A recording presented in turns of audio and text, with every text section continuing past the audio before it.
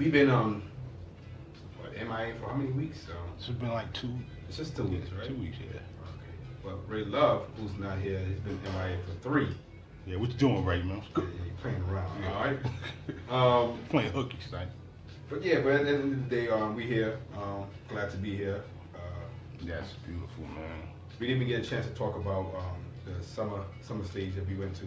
Nah, we got to rap on that too, definitely. Yeah, Definitely. because Yes. yeah, that's the reason why I even played the 8 Compton's Most Wanted joint, because the dude performed that day, and it was him and Premier. And if y'all don't know, they got an album out. It's called Which Way Is West. Yes. And it's a dope. real dope album, man. I mean, Premier always never fails to amaze me as far as when he collaborates with different people. Yeah. You know, he brings out something in these artists, and I don't know if it's him or I don't know if it's the beat. I don't know if it's just we just biased because it's Primo, but the album's great, man. I mean, I hate to say it, and everything like him and Pete Rock, when they collaborate with most of these cats that came out in the '90s and stuff like that, they stuff doesn't sound. It sounds timeless. Yeah, it's authentic to the artist. Yeah, and I love it, So I mean, as far as having music that you could listen to in the crib, not only having music to listen to in the crib, but music having in the car and music to ride a train with. It's a good album. And it's authentic West. It's authentic West Coast. He didn't compromise his sound, to appeal to anybody else. He kept it 100% G. Gave you his story, and every song has that feeling to it. Yeah. You know what I'm saying? If you listen to it. Yeah, I mean, like I said, I can't even say too much bad about it, because it's a good album. I mean, I'm not just saying it just because I say it, and I'm not saying because both of them like me on Instagram because I picked up the album, but I'm just saying it's a dope album, man. It's a dope album, man. And not only he was performing, but it was MC Light. Yeah, MC Light. I think she really did her thing that day, man. Baby girl. She put together a performance. You know, I mean, you could tell she's been doing this for forever. Yeah. She, music wise, and the way she was pausing and talking and freestyling, and And that's the thing. She played it like a professional. Yes. You know what I'm saying? And she respected rocking the crowd first. She didn't just put her stuff out there like that. She just let it, this is the stuff I know you like. And then, this is where I was at when I made it. Which I think is important. You gotta play the stuff that people like. I mean, I know every time you got if you got something coming out, you gotta let everybody know you gotta do some new shit. You gotta play and shit like that. Indeed. Maybe you might throw one of your personal faves in there, but at the end of the day, you can't get too caught up. That's how I thought your man got caught up. But you defended him, but that's on you. I don't think DMX did a good job. Man, the dog is gonna be the dog. So, but then also they had another Prodigy tribute. Yeah, which was good too. I mean, the video footage is what I liked about that. Yeah, nice montage. Yeah, they had a lot of video footage and interviews, and they had Big Noid up there. Yes. So it was dope, man. And it was good seeing Big Noid in passionate mode, delivering the music the right way. Is it Big Noid or Rapping Noid? Rapping Noid first, and Big Noid. His first what? Yeah. I didn't have the first album, so I don't know where the song was from. Yeah, you know what I'm saying? And then Half, holding it down, you know what I'm saying? Doing what everybody liked, Shook Ones and Survival of the Fittest, Quiet Storm. And just to piggyback off of that, y'all might not be aware, I did the second Prodigy Rest in Peace mural at Tough City in the Bronx. Oh, there's another one up there? It was one there that was temporary. I did that with Rhino from KGB from the Bronx. And I got photos of that. Y'all can check me out on JayLo YNN on Instagram. What me and Rhino did. And it's nice, because the first one was messed up by a few haters out there. Oh, there too? Yeah, they threw paint on it, not once, but twice. So they had to paint the wall over and just say, forget about it. They wasn't showing them no love, but we love them. I love them. Yeah, what he brought to the culture and things of that nature, especially the way he shot it out Queensbridge, not really even being from there, but feeling the acceptance when the time was there. That's you know what I'm saying? That's right. I mean, let's just back it up a little bit. I mean, you said you did the mural. I mean, yes. Just let everybody know what you do, because I mean, that's some shit. Yeah, I mean, definitely. I do realism JayLo murals all over the states. I just came off tour last year doing 22 states with the Vandal Hour and 1718 Collective. And that was a beautiful thing. I did some work in California for the mayor out there. I have a few photos of that, but I didn't put it up on the internet yet. You know, those are in my archives. And this year I took a break, you know, because I've been touring for the past 4 years. And outside of what I did with Vandal Hour, I've toured on my own, coming out of my own pocket with Vito, you know, best stuff from the Bronx, all the top dogs that's in the graffiti game. Yeah. See, now that's like a element that a lot of people don't pay attention to because you're so heavy on production and the MCing. But tell us about the graffiti community, how it exists. Yeah, because I told you, I mean, honestly, I didn't think it still existed until, you know, maybe about 10 years ago, Cats was like, nah, that shit still exists. Yeah, it's so strong. What happened, why nobody hear about it anymore is because even graffiti got gentrified. Really? At one time, it was just in the streets. But when you let the culture vultures get involved, they remix everything you created. So now, the graffiti world is suffering because culture vultures came in the game. They trying to gentrify it, and they trying to dumb it down by calling it street art. Yeah. And so this is one of the reasons why Prodigy's mural got destroyed, because the guy that was doing it, and this is JayLo YNN giving it to you, raw and uncut, level 4 info. The reason it was damaged is because it wasn't done by a well-known graffiti artist. Really? So when you start trying to say that street artists are responsible for X, Y, and Z, the real vandal's gonna come out and destroy it. You understand what I'm saying? You can't separate the graffiti from the hip-hop culture. Graffiti is a culture. Yes. It's one of the elements of hip-hop. Definitely. And so when the culture's vultures come in and try to give it a new name and remix it, that's not going to happen. So a lot of good people, just like Prodigy, murals get damaged in the mix of what we call politics on the street. Yeah. And so nobody knows who did it, but it's definitely politics, you know? Yeah.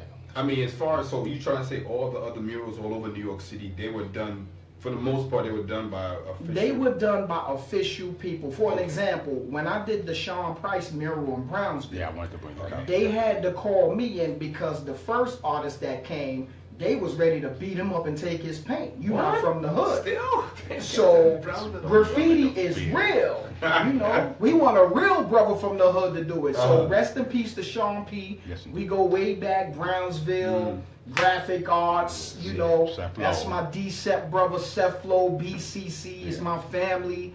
You know, we go way back. And that's why I thought it was like important for you to touch the mural before anybody else, because you dug into that culture and you guys were so close and stuff like that. You know what I'm saying? So that's supposed to happen, you know.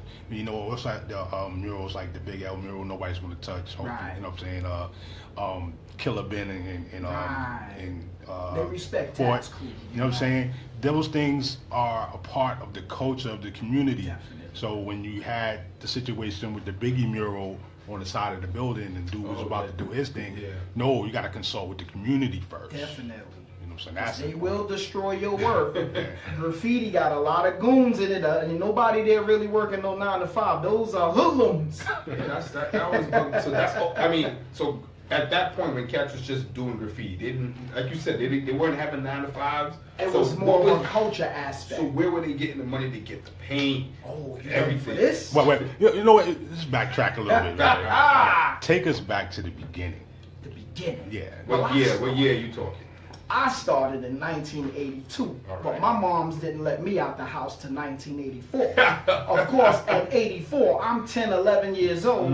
I don't have $50. Yeah. So we would go like to old stores like Times Square, TSS and Canarsie. Yes. And we would fill up our duffel bags with the paint. So I'd take about $300 worth of paint. I didn't worry about where it was coming from. I was worried about getting out that store.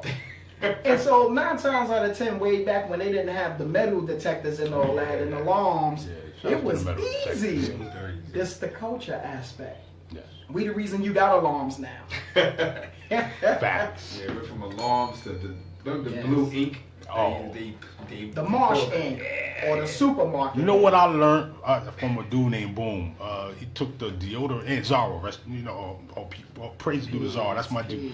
He took the deodorant Yeah. out the deodorant joint. Definitely. And stuff the sponge in. Yeah, that's the homemade. We would steal a chalkboard eraser from school. We go home, cut it up, and we would get the band roll-on deodorant and cut the top off it. Then we will replace the ball that was on the deodorant with the eraser folded in half. Leave enough space just to refill it with the Marsh ink or the Kasuma ink, and there you had a giant 4-finger mop. You heard it first. MacGyver ass. Yes. What? Because we didn't have money. That's right. That's right.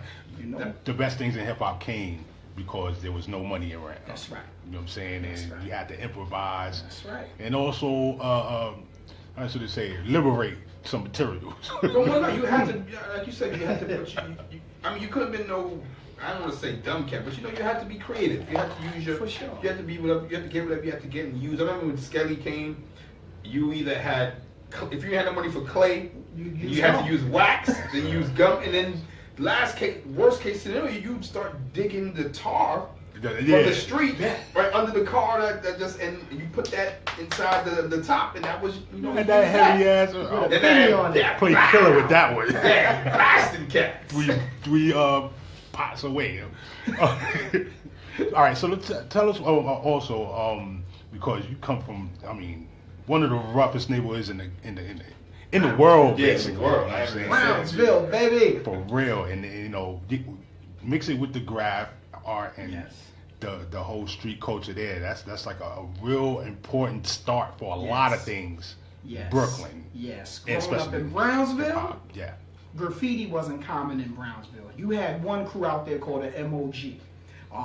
That was my man Cito, Pizer, rest in peace, RE, rest in peace. This is like 1980 between 1984. We were just little kids at that time. So I would emulate and mimic what they were doing. And that's how I came on the graph scene. Brownsville was more stick 'em up. It was basically gangbanging territory. The crime rate was crazy. But the graffiti it wasn't there. I bought the graffiti presence. Me, my man Doug, Web 1, TC5, my man Nash, BBK, Fig, TNS, all original Brownsville graffiti killers, And we held sway for a few years in Brownsville. Maybe the last 28 years, you'll get a few dudes just bopping their way through. But we the foundation. Beautiful. We the foundation. Remember, this is the home of Mike Tyson, the home of Smith & Wesson, the home of MOPs, J. Rue Briggs, Thurston Howard, South Division, you know what I'm saying? MOP. So now you mentioned a very important name in the fashion / hip hop world because these guys stood beside people like Kane during the shows and you know what I'm saying, special ed, things of that nature. The low life aspect. Shout to all lives worldwide. And also shout to the Polo in Georgia and places like that. Was that Players Only Live Once? Stuff like that. I give them, you know what I'm saying? Before we even go back, I mean, let's come back and talk like we want to say some stuff. I mean, because I want to hear. Cause I know that's like another 15, 20 minutes you could get into about this strictly about that life, because shit, we barely even touched into the hardcore graffiti shit, you know what I'm saying? And Dig, we're talking to I would like to say a general of the situation. Of course, I would like to, he's going to say what he's going to say, but I recognize game for real. The brothers are on point with it, so yeah, we could do that. Yeah, we could get back into it. I mean, as far as you still do any type of, I'm very active for the last 34 years. Really? Last 34 years. And you still have the passion and still... Illegal and legal. I'm very, very familiar with everything. Man. And we also want to let talk about the international look. Yeah. That, the connection with that. Yes. So how the graffiti builds on and, try to get more respect for the culture like they should be done. So this is The Block, bboxradio.com. Stay tuned. Live feeds on Sunseeds. You'll get a glimpse or two on the Instagrams. We're going to shout all that out. Stay tuned. Let's rock. Mr. Clean. All right.